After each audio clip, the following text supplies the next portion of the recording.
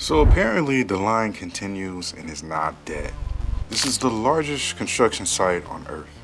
Not a building, not a district, an entire city-scale megastructure carved straight through Saudi Arabia desert. Now this is the line, and despite what reports have said, is being scaled back or quietly abandoned. The latest drone and satellite imagery tells a very different story. Construction is not only ongoing, it's getting more specific. So today, we're not asking whether the line is a good idea or a bad one. We're asking something important. What is actually being built and what does that tell us about the future?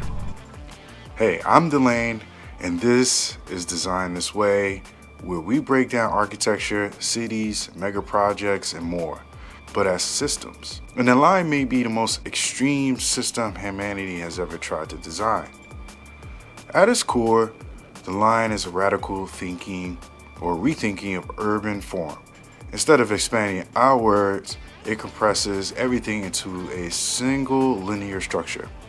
500 meters tall, 170 kilometers long, no cars, no roads, powered entirely by renewable energy. The claim is efficiency.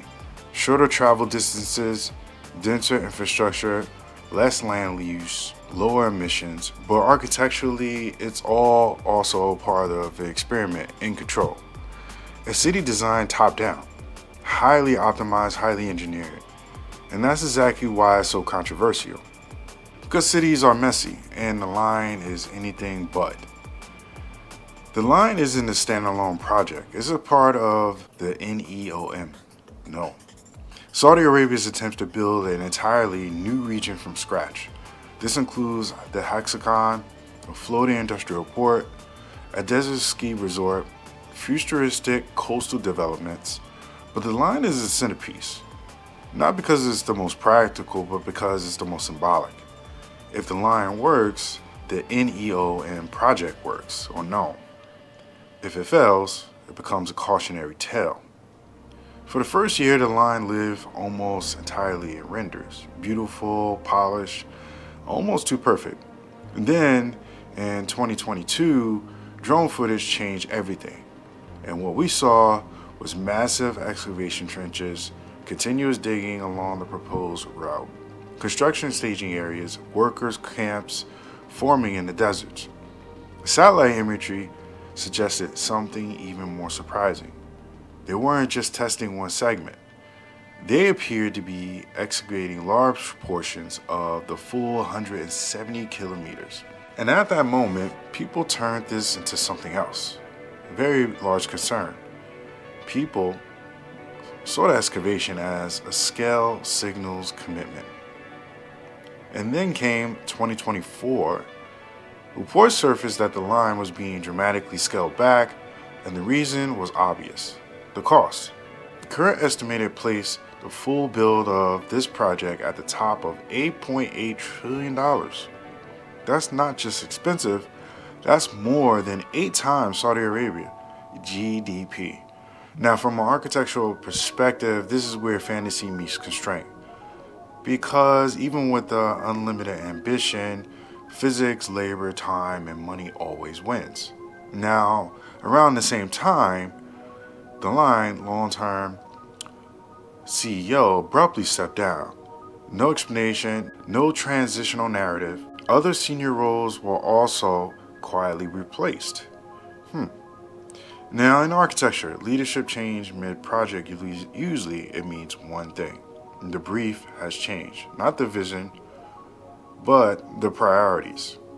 Now this project later claimed that the line was always intended to be built modularly.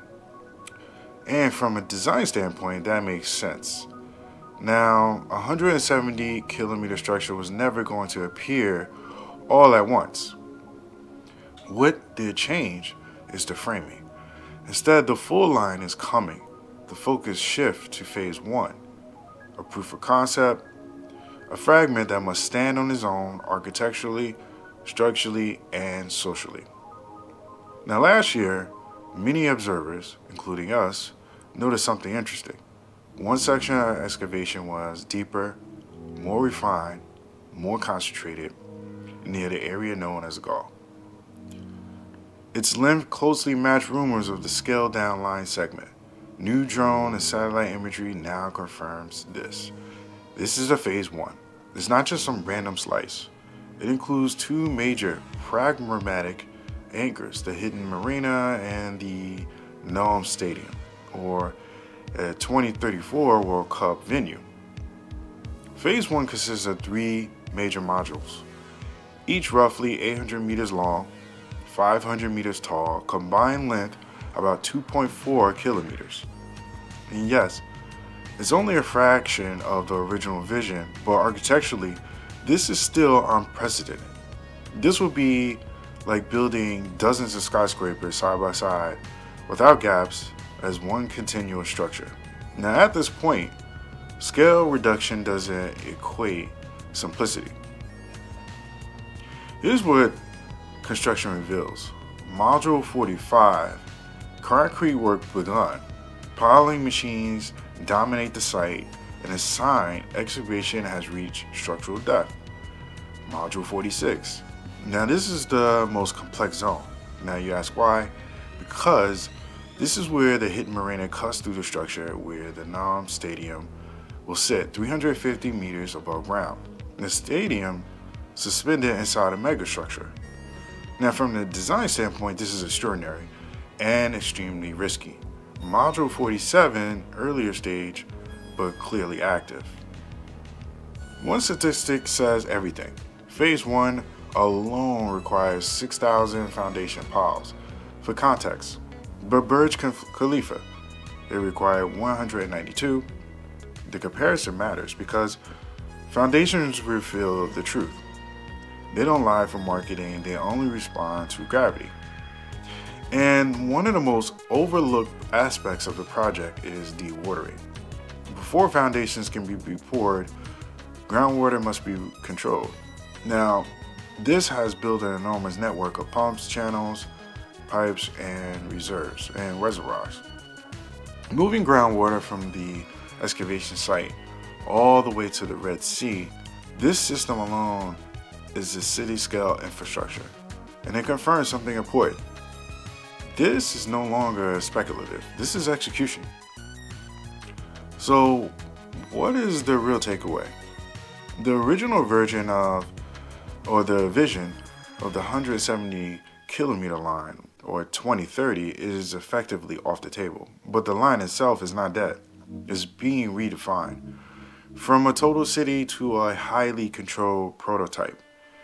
And prototypes matter because if this is the first phase and it fails, the project just stops here.